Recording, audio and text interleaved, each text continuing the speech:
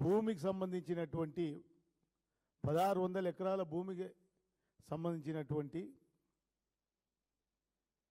విషయంలో ఆయన ఏదో ఆ భూమిని నేను కాపాడినా అని చెప్తూ తన గొప్పలు చెప్పుకునే ప్రయత్నం చేసినారు.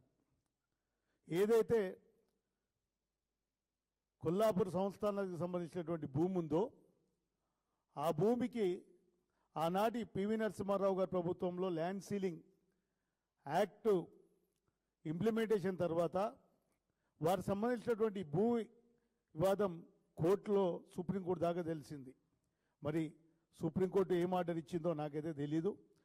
అయితే మొదటి నుంచి కృష్ణారావు గారు నేను 2018 నుంచి 23 వరకు ఎమ్మెల్యేగా ఉంటే కృష్ణారావు గారు 99 నుంచి ఆ 5 years గ్యాప్ తప్పితే మిగతా సంవత్సరాలన్నీ ఆయన్నే ఎమ్మెల్యేగా ఉన్నారు, ఉమ్మడి రాష్ట్రంలో మంత్రిగా ఉన్నాడు.